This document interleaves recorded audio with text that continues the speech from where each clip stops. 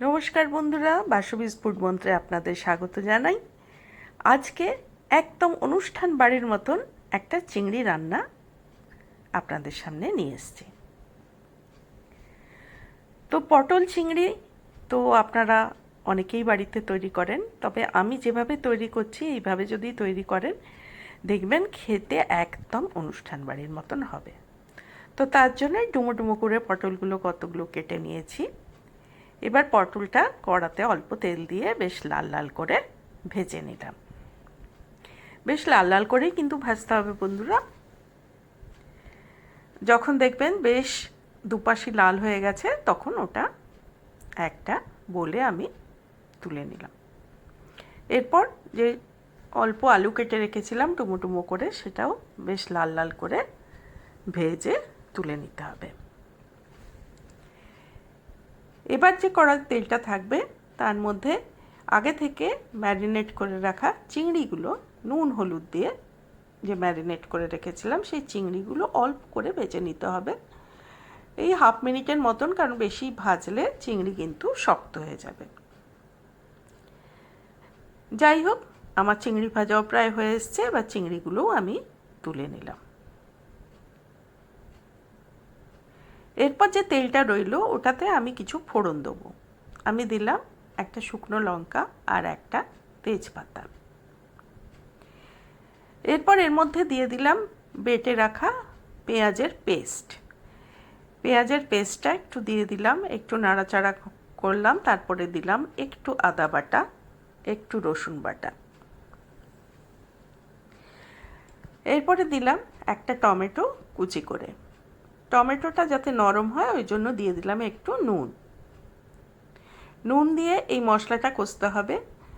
এর সঙ্গে যোগ করছি অল্প পরিমাণে হলুদ গুঁড়ো, একটু জিরে গুঁড়ো, একটু ধনে গুঁড়ো আর সুন্দর রঙের জন্য কাশ্মীরি লাল লঙ্কার গুঁড়ো।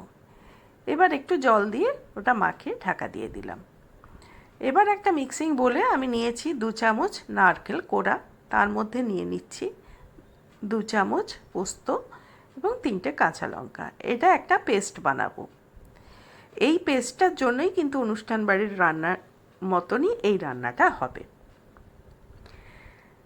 তো আমার মশলা কষানো হয়ে গেছিলো, তার মধ্যে যোগ করে দিলাম আমি পটল আলু আর চিংড়ি। পটল আলু চিংড়ি দিয়ে মশলাটা আবার একটু মাখা মাখা করে নিলাম। এবার বেটে রাখা সেই নারকেল পোস্ত আর কাঁচা লঙ্কার পেস্টটা এর মধ্যে দিয়ে দিলাম। এটা দেওয়ার সঙ্গে সঙ্গে একটা খুব সুন্দর গন্ধ কিন্তু আপনারা পাবেন। এটা সামান্য নাড়াচাড়া করার পর মিক্সির বাটি ধোয়া আবার একটু জল এর মধ্যে যোগ করে দিলাম। দিয়ে নুন মিষ্টি এখানে একটু দেখে নিলাম। একটু চিনি না দিলে এই রান্নাটা ভালো লাগবে না, তাই অল্প পরিমাণে চিনি এর মধ্যে যোগ করলাম। যোগ করে ঢাকা দিয়ে কিছুক্ষণ ফোটাতে দিলাম।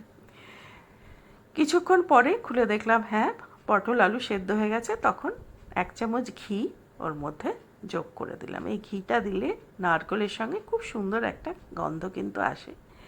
বন্ধুরা, হয়েছিল একবারে অনুষ্ঠান বাড়ির মতন পটল চিংড়ি। আপনারা এইভাবে পটল চিংড়ি করে দেখবেন, ভীষণ সুন্দর, ভীষণ উপাদেয় একটা পদ তৈরি হয়ে যাবে। এটা হয়ে যাওয়ার পর একটা সার্ভিং বলে আমি সার্ভ করে নিলাম। এটা মূলত ভাত, পোলাও এবং ফ্রায়েড রাইসের সঙ্গে খাওয়া হয়। হ্যাঁ, কেউ কেউ রুটিতেও খেতে পারেন, অসুবিধে নেই। তবে ভাত, ফ্রায়েড রাইস বা পোলাওয়ের সঙ্গে কিন্তু এই পদটা খুব সুন্দর লাগে। আমি যেভাবে করে দেখালাম এইভাবে আপনারা করে বাড়িতে অবশ্যই ট্রাই করবেন। ভিডিও দেখার জন্য অসংখ্য ধন্যবাদ।